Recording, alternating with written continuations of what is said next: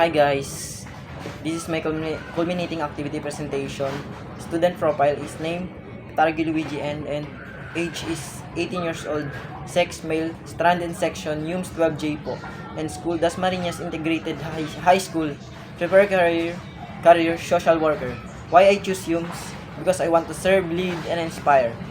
And purpose of the portfolio to show how UMS help me understand society, people, and myself, and how it show values, confidence, and future goals. Second, to increase my ability, write, speak, search, analyze issue, understand human behavior, and express ideas clearly. It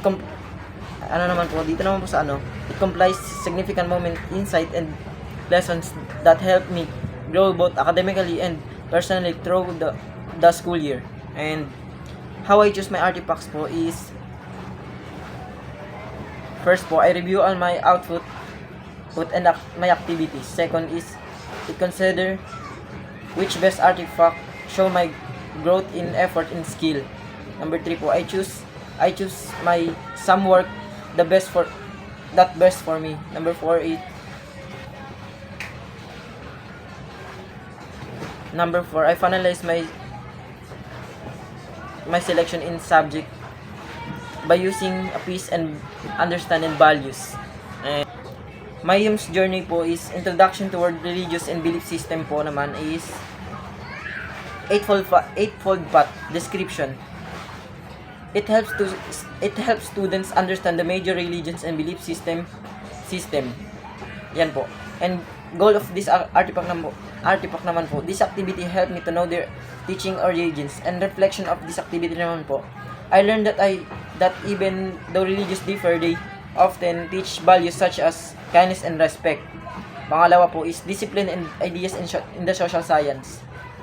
Feminist theory po, description of this artifact is it shows gender inequality and how society gives more power.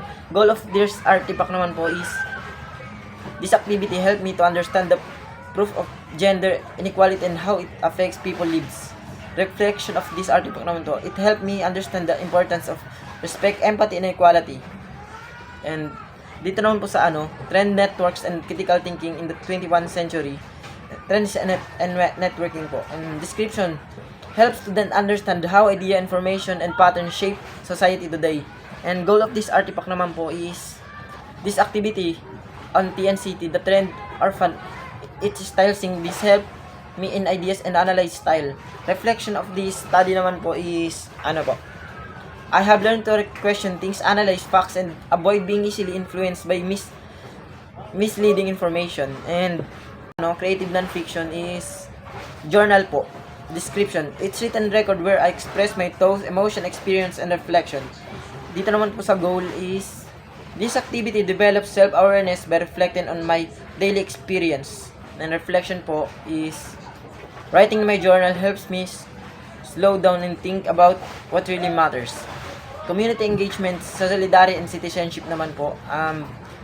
Dito naman po yung mga activity folders namin, and ito po yung description yan. Description po, subject designed to help learners understand the value of serving others and participating in their communities. Goal of this artifact po, this activity helped me how to build leadership skill and learn how to collaborate with others. And reflection naman po niya is, it helped understand that even small action can make a big difference in the lives of others. Creative writing, parody, dito naman po yung parody namin sa creative writing. Ito po yung description niya. It involves writing poems, short stories, essays, and script, and other literary works. Goal of this activity naman po, this activity comedy or parody, and it helped me to learn, experiment emotion. Reflection of this study naman po is, I learned to experiment with different style, play in language, and convey emotion effectively. And dito naman po sa Philippines, politics and governance, is hindi ko po siya natitake yung PPG ko. And ito po yung description ko po sa kanya, expectation ko po sa kanya is, description, the subject also teaches students the importance of political awareness and good governance. Pangalawa po, goal of this activity to understand the structure and function of the Philippine government, And ito naman sa reflection niya, I learned to analyze issue and more critically understand the importance of good leadership. And this DIAS naman po, sa DIAS naman po, Discipline and Ideas in the Apply Social Science po is DIAS. Ito po naman, hindi ko rin natitake since irregular po ako ngayon. And ang expectation ko po sa kanya ganito, description, it helps learn understand now social science concepts are used to solve problems good people communicate. And goal of this activity naman po, to learn how their theories and ideas in social science are applied to real life. And reflection naman po niya is, ano po, the subject made me more. The subject made me more aware for the challenge people face every day and how social science can offer solution. And ito naman po yung my personal goal and my vision po after 10 years.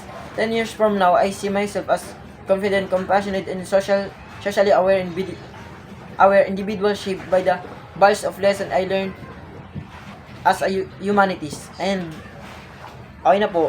And dito naman po tayo sa quiz po. Number 1, what subject I discussed about feminist theory? A. DISS. B. Creative writing. C. Philippine politics and governance. Number 2, what subject I made an activities folder? A. CESC. B. Trend and networking and critical thinking in the 21st century. C. PPG. And number 3 naman po, how old am I? A. 18. B. 16. C. 19. Number 4, what subject we made an app that trend or fad? A. Trends and networking and critical thinking in the 21st. B. PPG. C. Creative writing. Number 5, what subject that have an eightfold path? A. Philippine politics and governance. B. Creative writing. C. Introduction to world religions and belief system. Okay na? Ito po yung sagot. Thank you.